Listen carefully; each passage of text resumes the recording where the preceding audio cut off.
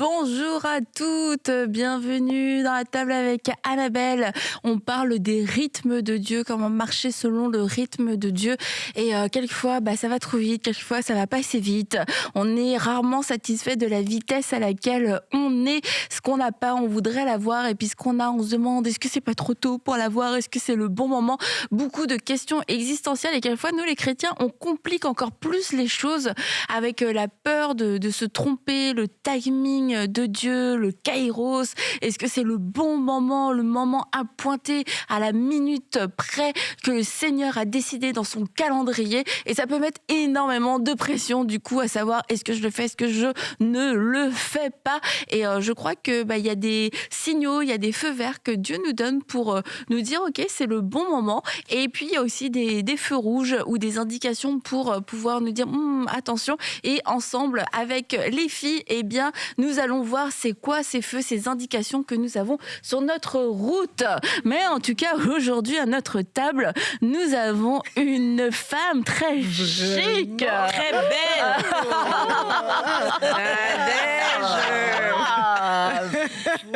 Je ne sais pas ce que vous avez comme conspiration là, mais... C'est une conspiration d'amour. Maintenant, t'as lâché tes cheveux. Comme ça sur magnifique. Le côté. Donc voilà, donc vous qui écoutez en podcast, eh bien c'est super d'écouter, mais passez juste sur YouTube rapidement pour voir au moins la beauté de Nadège. Contemplez la beauté de Nadège. Et d'ailleurs, abonnez-vous à notre chaîne YouTube, n'hésitez pas, mettez un pouce si vous aimez les vidéos, et puis abonnez-vous aussi pour recevoir tous les nouveaux programmes, toutes les nouvelles émissions de la chaîne EMCI si vous ne voulez rater aucune émission d'À table avec Annabelle. Et je vous comprends, lundi, mercredi, vendredi, eh bien n'hésitez pas, il faut vous abonner. Et pour voir tous les looks de Nadège. C'est vraiment les looks de Sandra. Regardez cette belle couleur qu'elle porte aujourd'hui. Personne parle du mien, mais Sandra, elle casse même. abonnez-vous pour voir, faut pour pas voir mon look détourner qui ne change l'attention, pas, là. tout comme mes cheveux. Sandra, elle casse. Ouais, Sandra est trop belle. Donc, on parle du bon moment. Quel est le bon moment? C'est quoi le fameux bon moment pour se lancer, pour commencer son entreprise, pour se marier, pour avoir un premier enfant? C'est quoi le bon moment pour commencer à servir, pour lancer mon nouveau projet, etc. C'est quoi ce bon moment? Parce que on a tous entendu ces enseignements, on a tous lu aussi. On veut faire la volonté parfaite de Dieu. On veut être dans le temps de Dieu. On veut être dans le kairos, c'est pas dans le chronos, mais le kairos, tu vois. Et du coup, ça peut mettre dans une crainte de Dieu, dans le sens où je suis pas moi-même la gestionnaire de mon agenda. C'est quand moi je décide. Et puis Seigneur, bénis mes plans. Et en même temps, ça peut mettre énormément de pression parce que il y a jamais de moment parfait au final. Et on se demande, est-ce que tous les critères sont réunis? Est-ce que j'ai assez d'argent? Est-ce que je suis prête? Est-ce que ma communauté est assez forte? Est-ce que j'ai la maturité? Est-ce que les gens vont me suivre? Est-ce que je vais réussir avec le temps que j'ai? Est-ce que j'ai l'énergie? Enfin bon, bref, tellement de questions que c'est pas facile en fait de se dire c'est le bon moment. C'est le bon moment. Allez, go, j'y vais. Je sens que c'est le bon moment et que ce soit vraiment le bon moment. Aurélie, tu veux nous dire ce que tu nous disais juste avant l'émission? Il n'y a jamais de bon moment. Voilà, merci beaucoup. Voilà, c'est tout Vous ça. avez la pour ça, réponse. quoi. En tout cas, il n'y a jamais de moment parfait. Non. Il y a le moment où tout est réuni et on se dit ah ouais, c'est bon, go, Oui. on y va. Oui, mais c'est parce que le bon moment n'est pas confortable parfois. Et on aimerait que ce soit confortable.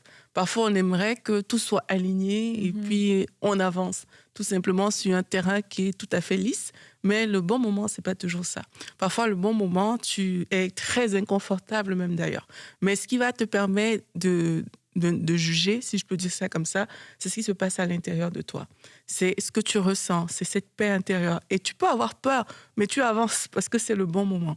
Et moi, je sais que un verset, moi, qui m'a beaucoup aidé pour poser des pas, c'est quand la Bible dit « Celui qui se confie en l'Éternel trouve dans son cœur des chemins tout tracés ». Parce que parfois, tu tâtonnes, tu ne sais pas, c'est aujourd'hui, c'est demain, c'est quand. Mais j'ai appris à m'arrêter et me dire « Qu'est-ce qu'il y a dans mon cœur ? Est-ce que je me confie en Dieu ?» La réponse est oui. Qu'est-ce qu'il y a dans mon cœur ? Et là, juste vraiment faire un état juste de ton cœur. Peut-être tu as peur, peut-être qu'il y a des choses que tu veux faire depuis plusieurs années que tu ne fais pas. Peut-être qu'il y a ceci, peut-être qu'il y a cela. Et puis, quand tu mets ce qu'il y a dans ton cœur, tu vas voir que dans cette saison, il y a quelque chose qui bat dans ton cœur. Tu vois, et commence à prendre des pas. Commence à prendre des pas. Et quand on dit prendre les pas, ça ne veut pas forcément dire tout de suite, je monte l'entreprise. Tu vois, peut-être le pas pour toi, ce sera une formation. Ce sera aller poser des questions à quelqu'un sur le sujet. Tu vois, parce que la pression du bon moment, c'est aussi parce qu'on voit parfois grand tout de suite. Ouais. On oublie qu'il y a des étapes. Grandes annonces aussi. Voilà, c'est ça. Il y a des étapes préalables avant d'arriver là où on doit aller. Et du coup, ça met du stress, ça met de la peur, ça met de la pression. Et quand on ne sait pas gérer ça, soit on procrastine tout le temps, parce que moi, parfois, j'ai fait des choses comme ça, ou tellement je ne veux pas faire ça qu'on va voir ça plus tard. Après, plus tard, c'est 1 an qui est passé, c'est 2 ans qui est passé, tu vois. Ou alors, on va en courant vers quelque chose, on se précipite. Et au final, ce n'était pas tant que ça, le bon timing. Donc, le bon timing, c'est le timing de Dieu. Hein. On va pas enlever ça de l'équation. Le bon timing, c'est le timing de Dieu. Mais quand tu as quelque chose dans ton cœur, évalue qu'est-ce qu'il y a à l'intérieur. Il y a une paix qui va te faire avancer. Même si les circonstances ne sont pas entièrement réunies comme tu aimerais, il y a quelque chose qui est plus fort qui va te faire avancer à l'intérieur. Et tu vas voir qu'alors que tu marches sur ce chemin, à un moment, ça va te sembler plus évident. À un moment, ça va comme, mais en fait, c'est ça la saison. C'est maintenant qu'il faut lancer telle chose. C'est bon d'aller à cet endroit-là. Et c'est comme ça que tu vas avancer dans la paix et aussi en jaugeant avec le Saint-Esprit, qu'est-ce qui se passe dans ton témoin intérieur. Et que quelquefois, finalement, la question à se poser, c'est pas est-ce que c'est le bon moment, mais ce serait plus par quoi est-ce que je commence ? Parce que c'est sûr que quand on se demande est-ce que c'est le bon moment, surtout quand on va parler d'un projet, c'est je me lance à fond. Et puis, comme je disais, c'est qu'aujourd'hui, c'est beaucoup de grandes annonces, de grandes déclarations. Donc, tu es là déjà dans un projet de com, dans un projet de machin, tu l'annonces à tout le monde, tu fais ci, tu fais ça. Et puis, bon, finalement, tout ne suit pas. Donc, c'est un échec retentissant parce que tu avais fait une annonce tellement retentissante que l'échec est retentissant, et quelquefois c'est pas est-ce que c'est le bon moment, c'est parce que tu sens que c'est un temps où Dieu t'a parlé, où les choses se mettent en marche. Mais la bonne question, ce serait plutôt de se demander c'est quoi les premiers pas, c'est quoi les premières actions à poser, et du coup ça fait que c'est le bon moment pour commencer, mais c'est pas le bon moment forcément pour tout finaliser, mais c'est le bon moment pour commencer, et que dans le bon moment on a vraiment cette notion de finalité, comme si tout doit être abouti, tout doit être parfait, tout doit être fini, mais c'est le bon moment. Par où est-ce que je dois commencer ? Et il y a tout le temps deux équipes. C'est toujours trop tôt ou c'est plutôt toujours trop tard ? Toi, Sandra, t'es plutôt trop tôt, trop tard ? Oula. Ça dépend. Je sais mais pas toi, si je suis dans une autre discipline. Tu vois, c'est ce qu'on croit. Mais t'es fonceuse. Oui, je suis fonceuse. Mais tu vois, j'aime beaucoup ce que tu disais par rapport à ce qu'on ressent dans le cœur. Moi, pour mon expérience, ça a été aussi, quand c'est le bon moment, faire preuve aussi des fois de sagesse, aussi dans les premières étapes qu'on veut faire.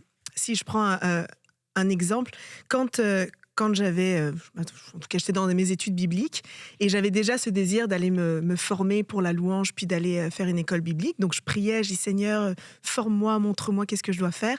J'allais bientôt entamer ma 3e année d'école d'infirmière. Et là, je suis dans un rassemblement de jeunesse, puis ils mettent sur les écrans l'annonce du certificat en louange qui se donne au Canada. Fait que là, moi, c'est j'ai la conviction, bam, j'ai la réponse. Je m'en vais au Canada, je vais me former, je fonce. Donc ça répond, là, mon cœur vibre. Toi, t'es dans cette équipe-là. Sauf qu'en fait, comme j'étais encore dans ma dernière année, j'en parle avec mes parents. Et là, mes parents me disent, en fait, non, tu vas terminer tes études d'abord, puis on en reparlera plus tard. Donc, ouais, c'est vrai que je suis peut-être dans l'équipe foncieuse, moi. mais je suis peureuse un peu quand même aussi. donc là, moi, je comprends pas. C'est mes seigneurs, je comprends pas. Tu me dis qu'il faut que je le fasse. Je le sens dans mon cœur que c'est ça que je dois faire. Je sais que je dois me développer. C'est le timing, l'école, elle est là. Puis la sagesse donc de mes parents de me dire, non, je pense que c'est important que tu termines tes études. Et en fait, quand j'ai poursuivi mes études, 2 ans après, j'ai réappris qu'ils refaisaient encore cette même année de formation. Et sauf que là, le timing était parfait parce que je venais de terminer mes études j'avais 1 an avant d'aller à l'école pour pouvoir mettre de l'argent de côté. Et finalement, le fait d'avoir un emploi avec un diplôme en poche a fait que quand j'étais sur place et que je suis venue au Canada, j'ai pu rentrer en France, travailler, mettre de l'argent de côté. J'ai pu ensuite trouver un travail au Canada qui m'a permis de rester, d'avoir un visa. Et donc, si j'avais fait ce que moi j'avais ressenti à ce moment-là, ça aurait été bien aussi. Je serais venue, j'aurais pris une année sabbatique, je serais retournée à mes études, j'aurais continué. Mais je serais passée à côté du plan de Dieu qui était encore meilleur, puisque le fait d'avoir ensuite attendu, ça m'a permis en fait d'être encore là aujourd'hui, puis de pouvoir finalement vivre pleinement ça. Donc il y a un aspect de, oui, on a la conviction, il y a un bon moment, mais des fois, il y a le meilleur moment de Dieu aussi. Si on cherche la sagesse, qu'on suit des étapes et que, par exemple, on décide peut-être de commencer avec la formation, des fois, on va se lancer dans des gros projets, mais tu sais même pas de quoi tu parles, et c'est bancal. Et pour pouvoir rentrer dans la bonne saison, le bon moment, mais il faut bâtir sur le roc, puis s'assurer que chaque étape est bien rencontrée pour que ta maison soit solide et que ça tienne sur la longévité et non pas juste quelque chose de spectaculaire qui va s'écrouler au moindre petit tremblement. En fait, le bon moment, c'est quand aussi, quelque part, la formation invisible est terminée. Parce qu'il y a une formation quand même qui est invisible. Ça ne veut pas dire que tu connaîtras tout, mais il y a une formation qui est invisible. Le bon moment de David dans la bataille, il y a des formations invisibles qui étaient finies pour lui. Tu vois, il y a sa bataille avec l'ours qui était finie, il y a la bataille avec le lion qui était finie. Et là, il se retrouve dans un environnement qu'il n'avait même pas préparé, mais c'est son kairos à lui. Tu vois, c'est son bon moment. Donc, je dis ça aussi pour qu'on réalise que ce n'est pas toujours nous qui créons le bon moment, mais la préparation que tu as parce que tu aimes le Seigneur, parce que tu marches dans ses plans, tu es dans ses voies. Cette préparation-là, à un moment, ça va t'ouvrir des fenêtres. Et quand tu seras là-bas, ce sera le bon timing. Tu vois, mais parfois, on veut tout contrôler nous-mêmes, on veut tout préparer pour être sûr que, OK, voici le bon moment, mais pour certains, peut-être ça marche, mais c'est pas toujours comme ça. La vie ne te présente pas toujours tout ce que tu as calculé et tout ce que tu as contrôlé. La vie te présente des opportunités, des fenêtres qui s'ouvrent. Et c'est quand tu réussis à rentrer dans cette fenêtre-là que c'est le bon moment. Donc moi, je pense qu'il y a une préparation invisible qui est là en tant qu'enfant de Dieu. Quand tu le fais, tu n'es même pas en train de te dire forcément « je prépare ma prochaine saison de royauté au palais après Saül ». Tu n'es pas en train de te dire ça. C'est que tu es là avec tes brebis, tu vois un ours et puis voilà, tu le tues, tu vois le lion et puis voilà. Et puis, c'est ça qui te prépare et ça te fait une certaine formation. Donc, enlevons aussi le stress et la pression. C'est ce que j'ai aussi envie de dire à certaines personnes. Enlevons ça et ayons confiance que le Seigneur nous connaît et il connaît les circonstances. Il est le maître du temps, le maître des circonstances. Le Seigneur, il sait ça. Et nous, en tant qu'enfants de Dieu, si le Seigneur nous met des choses à cœur, juste marchons dans ces choses-là. Et il y a des fenêtres comme ça qui vont s'ouvrir. Et tu vois, ça va éviter les moments de paralysie où tu as tellement peur de te tromper, ou alors tu te prépares tellement à ta saison de royauté dans le palais que c'est comme non, je suis déjà un roi, considérez-moi, traitez-moi comme un roi, et en fait t'es pas en train de te développer. Et tu parlais de ce passage qu'on trouve des chemins tout tracés dans notre cœur, et moi il y a un passage aussi qui m'a beaucoup encouragée à me dire avance Annabelle, c'est que ta parole est une lampe à mes pieds, et c'est que dans tous les cas voilà, c'est une lampe à mes pieds, c'est une sécurité pour me dire je peux avancer. Mais dans cette notion de chemin et de lampe à mes pieds, il y a cette notion j'avance, je vis ce que Dieu a pour moi, ce qu'il a préparé d'avance pour moi, des petites et des grandes choses, et ce qui fait que oui, à un moment donné, j'arrive à des carrefours de ma vie, j'arrive à des moments où il y a une opportunité qui se présente que j'ai pas cherché ou que j'aurais jamais cru que ça allait se présenter de cette façon-là, se dire ah ok, on en est là aujourd'hui.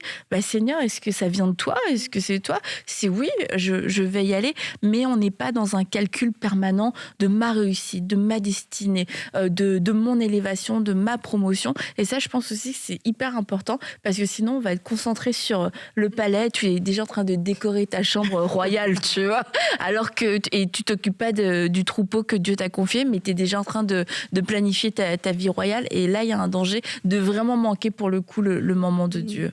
Oui, je sais que quand on dit le bon moment, c'est vrai qu'il y a l'étape où on fait petit à petit, on reçoit des choses, on reçoit des formations, que ce soit des formations humaines ou bien spirituel de la part du Seigneur, ça arrive, des circonstances, mais il y a aussi les bons moments où tu n'y as pas pensé, tu n'as rien préparé, ça s'est présenté et tu sens que tu dois saisir cette opportunité maintenant. Ça aussi, c'est un bon moment. Moi, souvent, je pense à Bartimée. À Bartimée qui était là à la porte, il a entendu du bruit et tout ça. Il a dit, c'est quoi, c'est qui? Tu vois, tu es aveugle, tu poses de questions et tout ça. On lui dit que c'est Jésus qui passe. Il avait déjà entendu parler de Jésus, quelqu'un qui fait des miracles. Quand partout il passe, il y a des miracles qui se présentent. Alors, Bartimée n'a pas préparé de voir Jésus, ou bien de rencontrer Jésus. Bartimée a, par ce qu'on lui a dit, il a saisi l'opportunité. Il s'est dit, je ne sais pas quand ce monsieur reviendra prochainement. Je ne sais même pas s'il repassera par cette ville. Là, maintenant, je dois saisir mon opportunité. Il y a des opportunités comme ça. Tu n'as pas besoin d'y penser. Des fois, tu n'y penses pas, mais tu peux savoir dans telle circonstance, c'est maintenant que je dois foncer. C'est maintenant que je dois... Et Bartimée a saisi cette occasion. Il a dit, il sait déjà, il a entendu parler de Jésus, il fait des miracles. Alors, il se dit, c'est maintenant. Jésus est là. Et je ne vois pas pourquoi je vais attendre. Je vais ruminer sur quoi? Jésus est là et c'est mon miracle aujourd'hui. Et il a saisi cette opportunité. C'est vrai que même la Bible montre que ce n'était pas facile. Tu es aveugle, comment tu vas avancer? Il criait le nom de Jésus, il se dit, je ne sais pas comment avancer. Il a dit, au moins j'ai une voix. Il a crié, il a fait un pas aussi. Parce que des fois, le bon moment, c'est aussi poser une action. Les bons moments, c'est pas seulement que ça viendra vers toi, mais tu peux sentir même l'atmosphère. C'est pour ça qu'il faut être sensible à l'esprit. Tu peux être dans un endroit où rien ne présage quelque chose de bon ou de beau, mais tu peux sentir au-dedans de toi, tu peux capter que ça, c'est ma situation, que Dieu me donne. C'est une opportunité que le Seigneur me donne, que tu n'avais pas préparée, mais que tu as pu sentir en ce moment-là. Des fois, l'atmosphère est préparée. Bartimée, Jésus était là. Alors, il s'est dit, je dois tout faire. Alors, j'ai une voix. Il a crié vers Jésus. La Bible dit qu'on le reprenait. Tais-toi et tout ça. Tout le monde le reprenait. Mais il a dit, je vais crier jusqu'à ce que Jésus m'entende. Je dois faire quelque chose. Il a crié et Jésus s'est arrêté finalement pour lui dire. J'aime bien quand il dit, que veux-tu que je te fasse? Il y a des opportunités comme ça, tu arrives, il y a quelqu'un, bon, c'est une blague en passant, il y a quelqu'un qui nous racontait, il a croisé un ancien président de chez nous, il était en train de faire son footing, pouf, il ne voyait pas, paf, il regarde comme ça, il se rend compte qu'il n'y avait personne, il n'y avait que de garde du corps, il y avait le président. On lui pose la question, que veux-tu? Il était tellement troublé, il a dit un sac de foufou. En fait, c'était vraiment pour dire aux gens, il faut que tu aies quand même des choses en toi, des projets que tu peux pas demander. Tu es tellement troublé que tu demandes quelque chose de banal. Tu vois un peu. Tu demandes quelque chose de banal. Ça serait jamais arrivé, ça, Aurélie. Jamais, Aurélie. Jamais, Aurélie. Et là, tu vois. Et Bartimée, quand on lui pose la question, que veux-tu que je te fasse? Il savait que je recouvre la vue. Les opportunités peuvent se présenter. Tu as un plan dans ta vie, peut-être tu te dis, je dois faire ceci. Prépare-toi. Comme l'a dit toi, tu te prépares. Tu ne sais pas quand est-ce que ça sera le bon moment. Tu vois?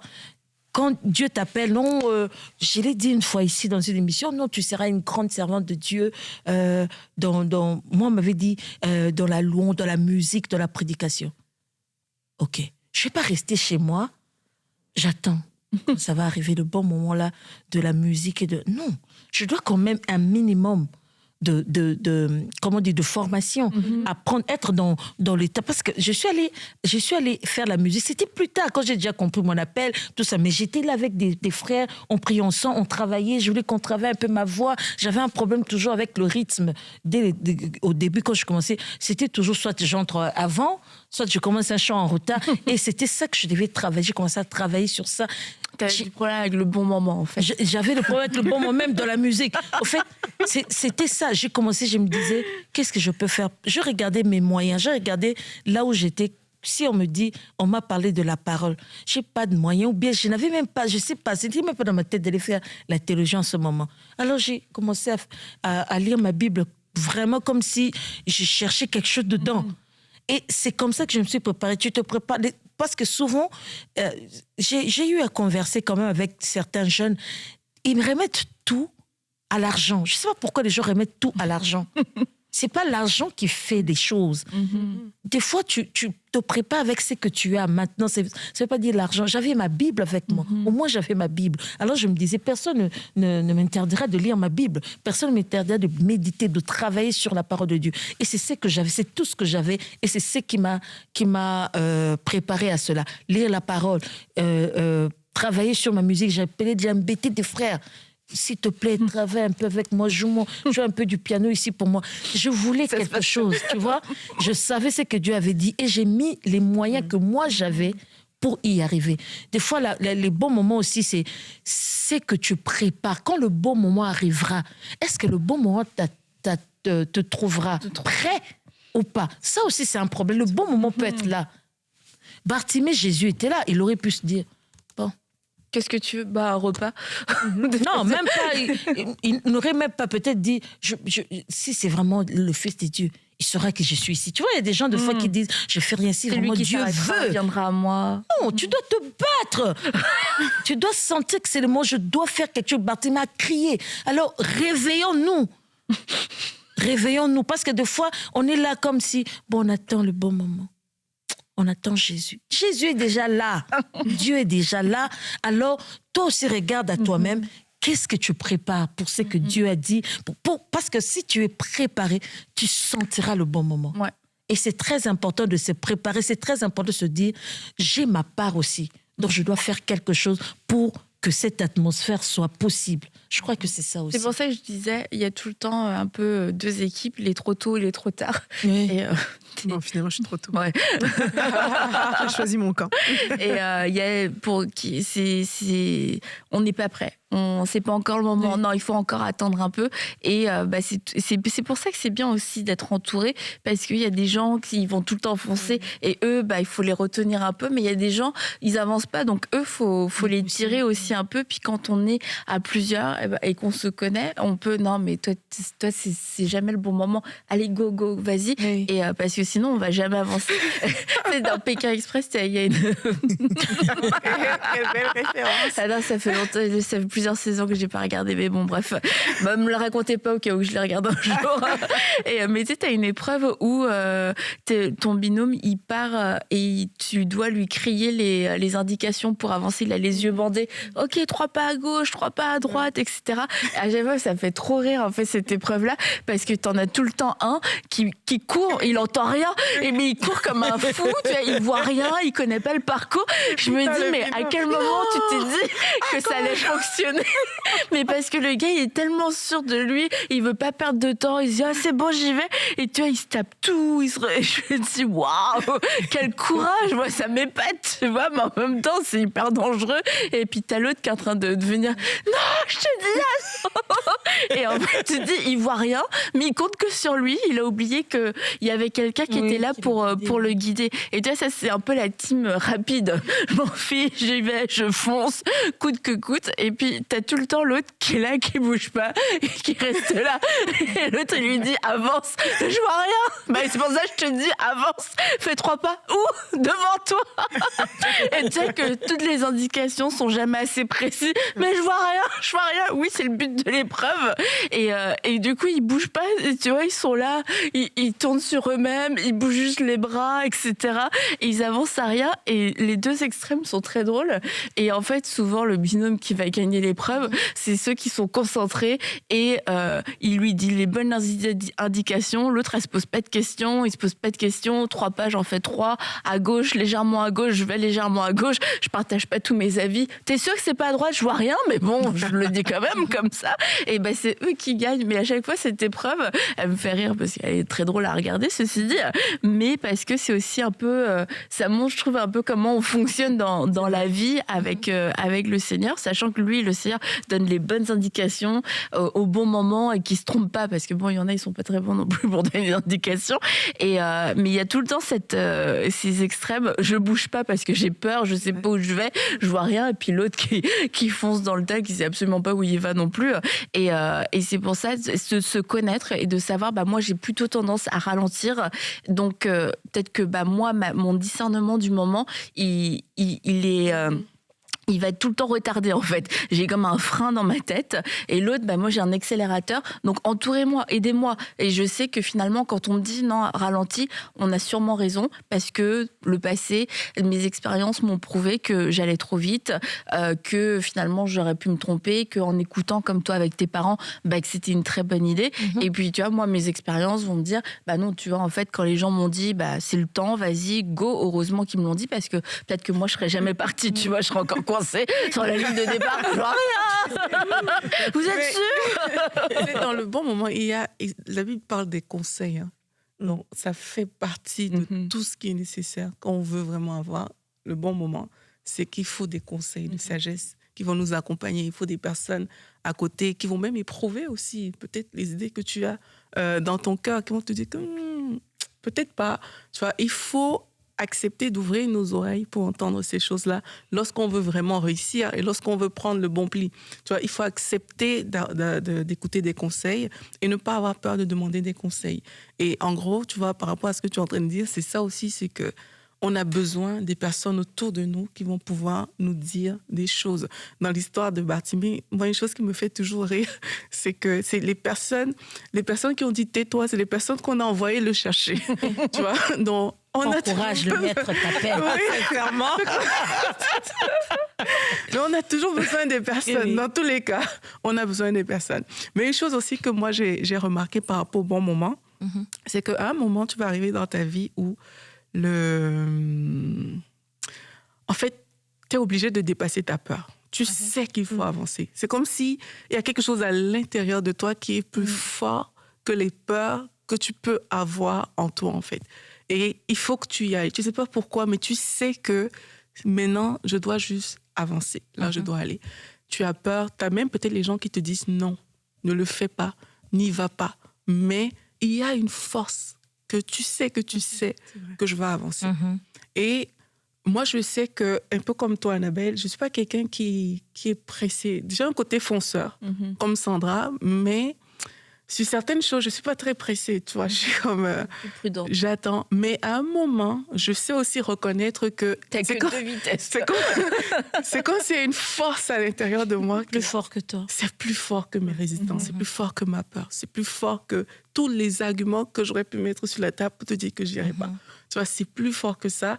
Et là, je sais qu'en fait, il faut le faire. Il faut y aller. Et je pense qu'on doit pouvoir reconnaître aussi ces moments-là où ta peur, elle est là, mais tu sais qu'il faut que tu y ailles, en fait. Tu vas marcher sur l'eau. Ça fait peur, mais il faut que tu y ailles. Je pense qu'il faut qu'on reconnaisse ces temps-là et que quand ça arrive, qu'on se lève, en fait. On ne comprend pas toujours tout parce que c'est vraiment comme tu marches à tâtons. C'est vraiment comme, OK, je vais faire le premier pas, mais je ne sais pas vraiment où je suis en train d'aller. Mais il faut le faire et le chemin, il va s'ouvrir. Donc, c'est quand le bon moment, c'est aussi ces moments-là où ton cœur parle plus fort que tes peurs et plus fort que beaucoup de choses que tu peux entendre. Et voilà. Et quelquefois, c'est aussi une question de sagesse. Et là, je parle par rapport au mariage. Quand on a eu des engagements qui sont longs, on est fiancés déjà depuis 3, 4, 5 ans. Et on attend ce fameux moment parfait. Non, parce que là, on n'a pas l'argent. Là, il y a encore les études. Là, il y a encore moi qui suis aux études. Oui, mais maintenant, tu vois, si ça va être mon premier travail. Donc, j'ai besoin d'être vraiment... d'être libre pour... de pas avoir trop d'autres responsabilités. Et puis les années passent et ça peut mettre dans une situation compromettante au niveau du péché déjà. Et puis ça peut aussi créer comme une forme de lassitude. Tu vois, tu t'es rencontré, tu as 20 ans et là on a 27 ans, on n'est toujours pas mariés. C'est qu'est-ce qu'on fait, où on va, à quel moment est-ce qu'on va s'engager, puisque dans ces 7 ans-là, on n'a pas trouvé le moment parfait pour s'engager. À quel moment on va le trouver, qu'est-ce qui va être le déclic? Et il y a un moment donné, années, surtout en question de mariage, bah, c'est le temps de l'engagement, en fait. Quand ça fait plusieurs années qu'on a été ensemble, le moment parfait n'arrivera pas. Et on est tellement à la recherche du moment parfait. Et tu disais, il y a de l'argent, il n'y a que l'argent. Mais tu sais, il y a un couple, j'entendais, il disait, bah non, nous, on ne s'est pas mariés, mais par contre, on vit ensemble. Mais on aime le Seigneur, mais c'est parce qu'on n'a pas l'argent. Bah, en fait, à un moment, il faut faire un choix dans ta vie. C'est qui est-ce que tu sers. Et là, bah, et tu sais, quelquefois, les gens ne vont même pas comprendre. Mais pourquoi tu me dis ça? Mais est-ce que tu sers Dieu? Est-ce que tu sers maman? Est-ce que c'est maman? Est-ce que c'est l'argent qui dirige ta vie? L'argent qui fait que tu te dis, je ne peux pas me marier, je ne peux pas honorer un mariage. Mais par contre, on va vivre en concubinage et on va avoir des relations sexuelles parce qu'on n'a pas d'argent. Bah, écoute, ta sainteté ne dépend pas de ton argent. Il y a quelquefois, oui, il faut prendre des pas, il faut prendre des mesures qui peuvent être aussi à contre-courant. Je comprends dans certaines cultures, mais c'est se dire, bah, devant Dieu, qu'est-ce qui est juste, qu'est-ce qui est correct, et la tradition ne peut pas l'emporter sur ça juste parce que j'ai pas d'argent. Juste parce que j'ai pas d'argent, ça fait 5 ans qu'on vit ensemble, on a même eu un enfant. Bah, si tu n'avais pas d'argent et que tu as eu un enfant, enfin, tu vois, c'est tout. En fait, c'est des raisonnements que tu construis au fur et à mesure. Aurélie est choquée. Elle sort d'elle. Elle comprend pas cette logique. Et c'est de se dire, bah, le bon moment, peut-être comme je l'ai décidé, il n'est pas là, mais en fait, je suis en train de créer que des mauvais moments. Dans le sens, je suis en train de retarder le bon moment, je suis en train de retarder le moment où je vais bien faire les choses. Donc, tu disais, les gens, ils disent l'argent, l'argent. Mais comment on fait dans ces cas-là? Quand on veut se marier, on n'a pas les moyens, mais qu'on a cette forme de pression, les parents, peut-être, qui disent non, on n'accepte pas un mariage si tu le fais pas en grand, etc. On va à la mairie. Merci, Natacha. Parce qu'il faut commencer à faire la part des choses. On va à la mairie. Vous voulez un grand mariage, vous payez. Parce qu'en fait, on ne pouvait pas exiger une chose de gens sans contribuer. Il y a beaucoup de gens qui ne se marient pas aujourd'hui, des jeunes qui finalement ils tombent parce qu'on fête notre 7e anniversaire de fiançailles. Ça n'existe pas, c'est trop. Tu vois, on ne va pas commencer à fêter nos fiançailles à chaque fois. Parce que seulement, on leur donne on met cette pression sur eux qu'ils doivent faire une grande fête. Moi, j'ai conseillé ça aux gens. Il y a un jeune que je connais très bien qui m'a écrit et j'étais heureuse, qui m'a dit, maman Nadège, on a suivi ton conseil. Je leur ai dit, se marier. Je leur ai dit, l'église bénit. L'église ne marie pas. Quand vous partez voir les parents, vous faites vos histoires. C'est déjà ça le mal. Vous pouvez même appeler le pasteur ce même jour-là. Il va prier pour vous. Vous êtes mariés. Au fait, c'est la fête là qui commence à compliquer les choses. L'église bénit. L'église ne marie pas. L'église bénit. Ce qui marie, c'est les familles, c'est l'État. Au fait, il faut d'abord qu'on comprenne ça comme ça. Et puis, on a cherché. On avait vraiment cette volonté de faire une grande fête.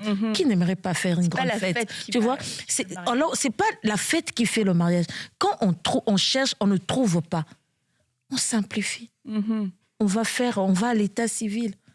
On fait notre mariage. Au lieu de tomber dans l'impudicité pour dire qu'on n'a pas de moyens, vous commencez, comme tu as dit, même avoir des enfants. C'est trop ça. Vous aurez pu faire simple et vous marier parce que c'est ça qui est plus important, être honoré par Dieu. Être honoré par Dieu, ça aussi, c'est quelque chose que les gens confondent. Ils pensent que être honoré par le Seigneur, honoré de tous, comme la Bible dit, et il interprète ça en ayant la robe, en ayant beaucoup de gens faisant la... C'est pas ça, honoré de tous. Un pasteur peut être là, il vous bénit, sans qu'il y ait de témoins, sans qu'il y ait de fêtes, mais vous êtes bénis. Au fait, c'est la bénédiction que nous cherchons lorsque nous allons à l'église, c'est la bénédiction. Et c'est pas ça le mariage vraiment. Et enlevant un peu cette histoire d'argent, on fait avec les moyens qu'on a. Il faut vivre avec ses moyens, ne vivre pas au-delà de ses moyens. Et ça aussi, c'est ce que la Bible nous vit dans le contentement. Ça aussi, c'est une parole du Seigneur, dans le contentement. Aurélie peut avoir 20 000 $ à claquer pour le mariage. Yes. Et moi, je n'ai que 1 000 $ ou 500 $. Alors, qu'est-ce que je vais faire? Je ne vais pas dire, Aurélie, prête-moi l'argent. Non, je veux vivre, je veux me contenter de ce que j'ai. Je calcule avec les moyens que j'ai et je fais l'essentiel que j'honore Dieu. j'honore mes parents, ma famille, j'honore l'Église, sans être tombé dans quelque chose. On commence à aller dans des entretiens, les pasteurs, chaque fois, pasteur, ça c'est notre 4e fois de tomber. Non, c'est trop, tu vois. On ne doit pas tout résumer dans l'argent. Tout ne peut pas se résumer dans l'argent. On fait avec ce que nous avons. Et c'est ça qui pousse vraiment les gens à tomber dans certaines choses parce qu'ils veulent faire comme les autres. Au fait, c'est ça. Ils veulent faire comme les autres. Nous ne sommes pas appelés à faire les choses comme les autres. Ça, il ne faut jamais oublier. Moi, je voulais rajouter quelque chose par rapport quand Aurélie a dit avoir des bons conseils. Moi, je voulais dire, des fois, sincèrement, on ne sait pas capter le bon moment. Mais c'est quelqu'un d'autre qui sait le capter. Quelqu'un d'autre le voit. Lorsqu'il nous regarde, il peut savoir c'est le moment. Mais toi, tu es loin de tout ça. Tu sais même pas saisir que c'était le bon moment. Alors, c'est toujours bien de faire confiance. C'est aussi des fois un problème de confiance. On se dit, il faut que Dieu me parle, c'est moi. Dieu te parlera, oui. Mais des fois aussi, Dieu place les gens autour de nous. Il peut voir certaines choses de fois que nous ne voyons pas.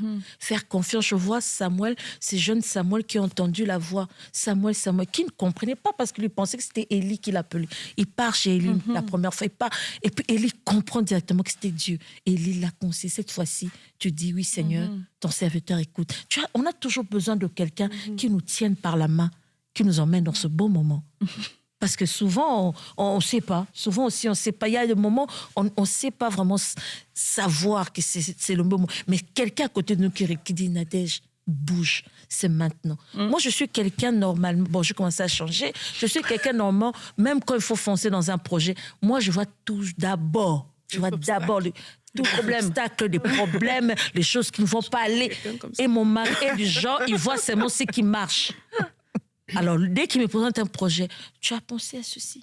Tu vois, je ne parle que de ce qui va gâter. Du coup, maintenant, quand il présente un projet, il a tout résolu les problèmes. Donc, il essaie aussi déjà de résoudre, de dire, Nadège va poser telle question. Je suis toujours celle qui voit. Et je me suis rendu compte, c'est pas seulement le souci de savoir, c'est aussi comme une certaine peur de te lancer au fait. Tu te dis non, c'est quand même quelque chose de grand, je peux pas me lancer comme ça. Non, ça veut pas dire que ceux qui foncent, ils n'ont pas réfléchi, mais des fois aussi, ils font seulement confiance en Dieu. Tu vois, ils font seulement confiance, se disent c'est le moment, j'y vais. Mais toi, tu vas retarder parce que à cause de tes peurs, à cause de tes incertitudes, tu retardes le moment. Je pense que nous devons faire confiance aussi aux personnes. J'insiste toujours, vous savez, dans cette émission, j'aime toujours dire, ayez des gens avec qui prier. C'est très important. Et toujours, même une seule personne avec qui vous priez, qui peut sentir le bon moment lorsque vous êtes distrait, qui peut savoir, Nadège, c'est maintenant, fonce. Et on en a besoin. On a besoin de ces personnes. Il ne faut pas se dire, je vivrai ma vie spirituelle seule, Dieu me parle à moi-même. Oui, c'est bien, Dieu nous parle, mais Dieu aussi passe par certaines personnes pour nous guider sur le droit chemin. Et je pense qu'il faut faire confiance aux personnes que le Seigneur place autour de nous pour connaître le moment opportun. Merci. J'aime ta passion quand tu parles.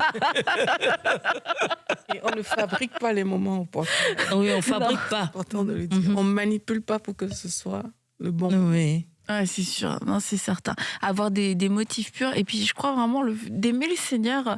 Et ça peut sembler tellement simple, mais aimer le Seigneur et puis marcher avec lui. Pardon, moi, je ris. Je regarde Sandra. Sandra est dans la louange comme moi. Et deux fois, j'ai assisté à un moment de louange. Tu sens que Dieu est là, mais c'est pas comme elle veut nous faire croire. Ou bien il veut nous faire croire, c'est lui qui conduit. Des fois, il y a des choses... Il n'y a rien conduit la prière. Tu vois, les gens commencent à vouloir fabriquer des moments qu'il n'y a pas. Tu vois, ils veulent fabriquer des atmosphères qu'il n'y a pas. Tu vois, ça, c'est vraiment un danger. C'est un mauvais moment. Avec les ministres de louange, parce qu'ils tombent dans ces histoires. Non, on fait toujours... Mais j'ai une question, moi. Est-ce que ces gens-là, j'allais dire vous, mais vous ne faites pas, mais est-ce qu'ils y croient pour de vrai ou ils ont conscience que c'est un faux moment? Ils ont conscience, j'ai parlé avec un. Ils ont conscience qu'ils fabriquent. Ils savent ce qui donne l'impression que c'est une atmosphère. Mais ils n'y croient pas eux-mêmes. Non, ils savent que c'est inventé. Je pense qu'ils le font en essayant en se disant, si je fais les ABC là qu'on montre, l'atmosphère va être là. L'atmosphère sera là. Tu vois? C'est très Et dangereux. du coup, quand tu l'as dit à la personne, elle l'a reçu comment? La personne que elle m'a dit avec tout son cœur, sincèrement, que elle pensait que si elle faisait ça, Ok. Dieu va être là, tu vois. Comme des Cette formules, personne un était peu. sincère pour me dire que non, moi je sais que qu'on fait ça, qu'on pleure, quand je dis des mots clés comme ça, que c'est ça la pointe. Je dis non, ça n'a rien à voir.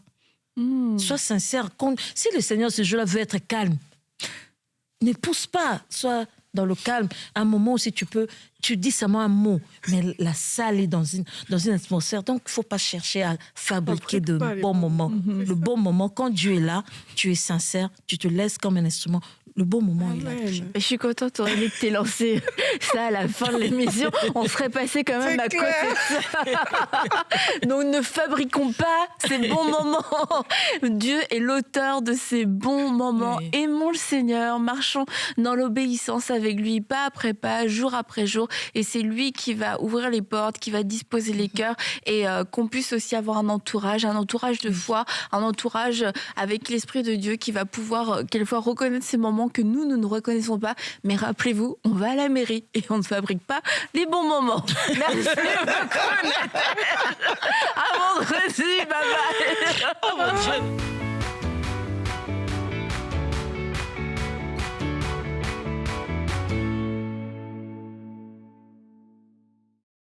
Bonjour à tous, je m'appelle Xaviera, j'ai 24 ans et je vais très vite expliquer comment j'ai été guérie à travers l'émission Prière Inspirée. Donc il faut savoir que moi j'ai toujours souffert de règles douloureuses, mais vraiment toujours depuis que je m'en souvienne.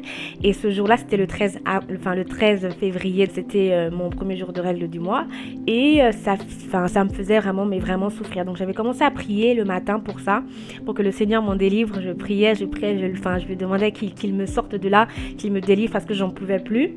Et voilà, donc après ma prière, j'ai pris mon médicament, donc parce que faut savoir que je prends quand même beaucoup de médicaments, au moins 3 comprimés de forte dose quand j'ai des règles douloureuses. Donc en plus c'était le premier jour, donc après j'ai pris mon comprimé, tout allait bien. Ensuite j'ai regardé l'émission vers 16h par là, j'ai regardé, c'était avec comme invité le pasteur Grégory Toussaint, voilà, que je bénis aussi. Donc je regardais l'émission et je me suis laissée complètement emporter par le moment de prière, donc je priais avec le pasteur, j'étais vraiment dedans. Et ensuite j'ai entendu comment le pasteur Jérémie a dit que je vois quelqu'un avec des règles douloureuses qui a vraiment mal et que c'est par là qu'on l'attaque. Donc si cette personne est là, qu'elle fasse cette prière avec moi. Donc j'étais vraiment choquée, je pleurais parce que le Seigneur venait de répondre à ma prière. Donc gloire à Dieu. Donc j'étais vraiment choquée. Donc j'ai fait ce que le pasteur a dit, j'ai pris en même temps que lui. Et il faut savoir que depuis ce moment-là, après la prière, j'ai plus repris de médicaments pour les règles douloureuses. Parce que d'habitude je prenais 3 comprimés le même jour. Mais là j'ai plus repris de médicaments, j'ai plus eu mal et j'ai plus repris de médicaments. Amen. Donc vraiment gloire à Dieu pour ce qu'il a fait ce jour-là, parce qu'il a répondu à ma prière et il m'a délivré de mes douleurs. Amen. Soyez bénis. Si vous êtes comme moi, entendre ce genre de témoignage doit vous réjouir. Et si dans votre cœur vous vous dites « mais moi aussi j'aimerais pouvoir contribuer, pouvoir participer, avoir encore plus de vie, être changé, j'aimerais être aussi partenaire, mais que c'est un pas de foi à faire pour vous », eh bien je vous encourage à mettre votre foi en Dieu, celui qui vous comble de toute grâce, qui pourvoit afin de satisfaire à tous vos besoins et qui donne aussi en abondance pour toute œuvre bonne. Alors si dans votre cœur vous avez le désir de pouvoir devenir un partenaire de MCI, eh bien faites confiance à Dieu, mettez votre confiance en lui. Et je vous encourage maintenant, je vous invite à pouvoir aller sur emcitv.com/don pour rejoindre la grande famille des partenaires qui donnent pour voir des vies être transformées. Dès maintenant, rejoignez la famille des partenaires qui donnent pour voir des vies transformées partout dans la francophonie. Pour faire votre don, rendez-vous sur emcitv.com/don.